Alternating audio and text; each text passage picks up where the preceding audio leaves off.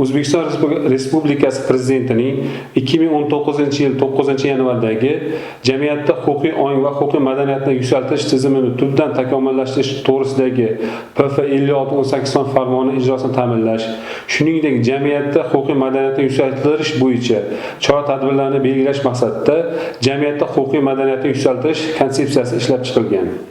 Mazkur konsepsiyaning asosiy maqsadi sifatida aholining barcha qatlamlari huquqiy savodxonlikka erishishi, mustahkam irodali, o'z huquqlarini biladigan va qonunlarni hurmat qiladigan, huquqiy bilimlarni kundalik hayotda qo'llay oladigan, faol fuqarolik pozitsiyasiga ega bo'lgan va huquqbuzarlikka nisbatan murosasiz munosabatda bo'ladigan fuqarolarni tarbiyalashning keng qamrovli muntazam tizimini yaratish belgilangan.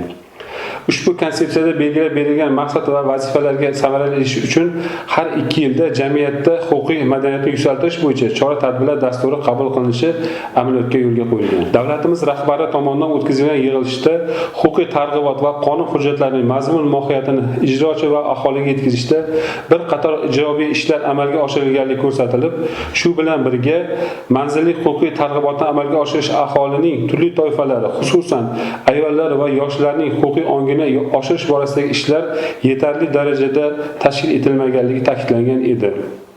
Shu bois mazkur sohadagi ishlarni jonlashtirish va Adliya vazirligi tizimida yangicha uslubni tashkil etish haqidagi vazirlik ko'rsatmasiga asosan tuman hamda shahar adliya bo'limlari tomonidan bepul huquqiy maslahat bilan har bir uyga shiori ostida yangi huquqiy tizim asosida huquqiy targ'ibot va qonun hujjatlarining mazmun mohiyatini ijrochi va aholiga yetkazish yo'lga qo'yildi.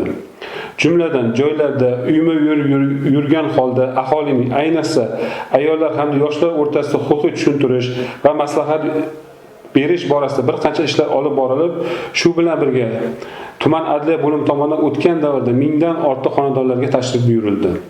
Ushbu tashriflar davomida aholiga huquqiy tushuntirishlar berish bilan birgalikda ularning qiynab kelayotgan ijtimoiy va huquqiy masalalarda bo'lim xodimlari tomonidan o'z tajriba va maslahatlari berib kelinmoqda. Bundan tashqari, bepul huquqiy maslahat bilan har bir uyga shiori ostida tashkil etilgan yangi huquqiy tizim ijrosi asosida joylarda sayyor qabul ham tashkil etilmoqda. Shu orqali har bir murojaat atroflicha o'rganilib, ularning yechimlari qonun talablari asosida hal qilinishi hamda fuqarolarning bitta bo'lsa ham muammosi yechilishi bilan birga ularning davlat idoralariga bo'lgan ishonchi ham ortishiga erishilmoqda.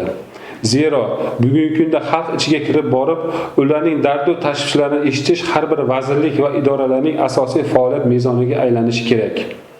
Shuningdek, o'rganishlar davomida mahallalarda qator muammolar mavjudligi aniqlanib, ularning asosiy qismi ish bilan ta'minlash, imtiyozli kredit olish, kam ta'minlangan oilalar uchun nafaqa olish, kadastr hujjatlarini yangilash, subsidiya olish bilan hamda turli imtiyozlar qo'llanishi masalasi bilan bog'liqdir.